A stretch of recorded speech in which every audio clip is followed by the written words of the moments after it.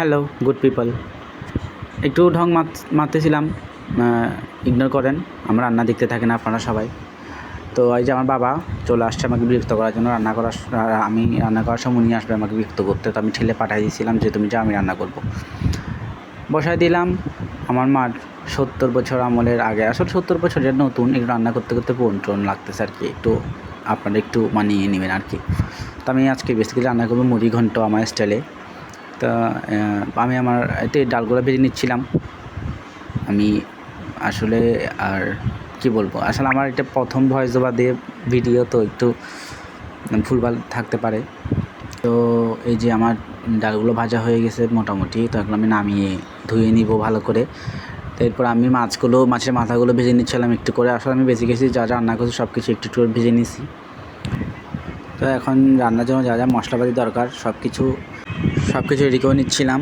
এই যে আদা, তারপর দিয়ে দিলাম আপনার পেঁয়াজ কুচি আর রসুন কুচি যা ছিল সব দিয়ে দিছি।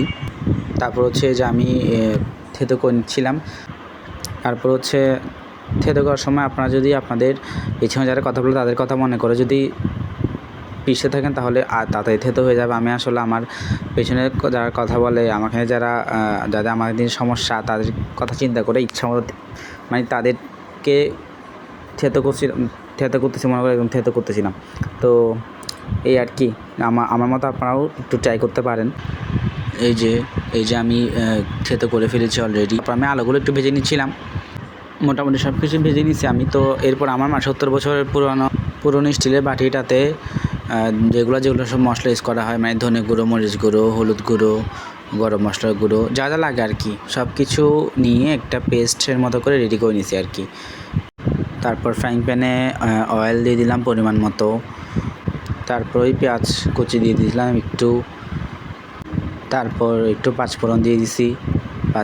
আসলে আমি সব রান্না বলতে যেসব রান্নায় একটু পাঁচফোড়নের দরকার ওসব রান্নায় একটু পাঁচফোড়ন ইউজ করি। তারপর এগুলো ভাজতে আবার হঠাৎ করে মনে পড়লো আমি তেজপাতা দিই নাই, আবার টুক করে তেজপাতা দিয়ে দিলাম। তেজপাতা দেওয়ার পর কিছুক্ষণ নাড়াচাড়া করলাম। তারপর ওই যে যেটা বানিয়ে রাখছিলাম মশলার পেস্ট সেটাও দিয়ে দিলাম। ও তার আগে আমি আবার যেগুলো থেতো করে যেগুলো রেখেছিলাম মশলা, আদা, পেঁয়াজ, রসুন সবগুলো দিয়ে দিলাম। থেতো করে রাখা আদা রসুন দেওয়ার পরে কিছুক্ষণ নাড়াচাড়া করছিলাম। নাড়াচাড়া দেওয়ার পরে একটু ভাজা হয়ে আসলে ওই যে আমার বানানো মশলার পেস্টগুলো দিয়ে দিচ্ছিলাম। তারপর সব কিছু আরেকবার ভালো করে আমি কষিয়ে নিচ্ছিলাম। তো কষানোর মাঝখানে মনে পড়লো যে আমি লবণ দিই নাই, আবার একটু লবণ দিলাম। লবণ দিয়ে আবার একটা নাড়া দিলাম ভালো করে কষানোর জন্য। তো মশলা কষানোর পর মনে পড়লো আমি বাটার দিই নাই, আবার রান্নার মাঝখানে একটু করে বাটা দিয়ে দিলাম।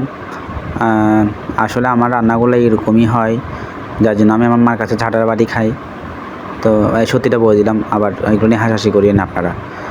তারপর আবার একটা নাড়া দিলাম বাটার দেওয়ার পরে। তারপর ধুয়ে রাখা মুগ ডালগুলো দিয়ে দিলাম। ডালগুলো দিয়ে কিছুক্ষণ আমি এগুলো কষিয়ে নিব, মানে একটু ভুনা করে নিব, যাতে পরে দিয়ে রান্নার সময় ভালো করে সিদ্ধ হয়ে যায়। মুগ ডাল অবশ্যই সিদ্ধ হয়ে যায় তাড়াতাড়ি, তাও একটু কষিয়ে নেওয়া আর কি রান্নার স্বাদের জন্য। তো আবার কি মনে পড়ছে, আমি আবার ভূত হয়ে গেছি, ক্যামেরা অন্য কি কোথায় চলে গেছিলাম কিছুক্ষণের জন্য। তারপর আপনাদের কাছ থেকে দেখানোর জন্য মোবাইলটা নিলাম, একটু করে দেখালাম যে এই যে আমি মুগডাগুলো ভুনা করতেছি, কষাচ্ছিলাম, তারপর একটু ঢং করতেছিলাম, দেখাচ্ছি আমি ঘেমে গেছি, অনেক কষ্ট করতেছি। এগুলো সব ইগনোর করেন, শুধু রান্নায় ফোকাস করেন আপনারা। আমি এরকম বইতে লেগে এগুলো করতে থাকবো মাঝখানে, সমস্যা নাই। আসলে এগুলো চিটিংয়া ভাষা তো খারাপভাবে নেবেন না, মানে আমি আবার একটু সব কিছু আমি এটা আর্টিফিশিয়াল কিছু দেখাইতে পারি না আর কি। তারপর আমি আলু দিয়ে দিচ্ছি। আলুগুলো আর ডালগুলো একসাথে মিশিয়ে নিচ্ছিলাম ভালো করে মশলার সাথে।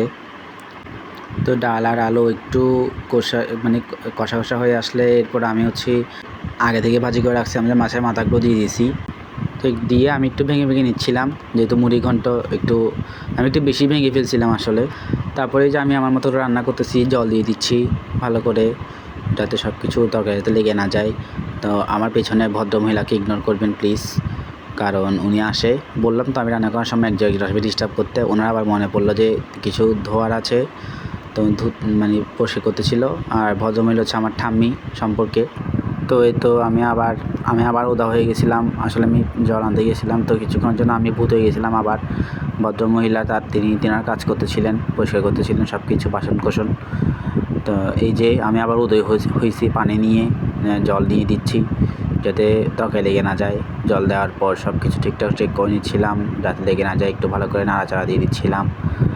নাড়াচাড়া আমি আসলে বেশি নাড়াচাড়া করি, এই জন্য আমার মা আমাকে সবসময় বকা দেয়।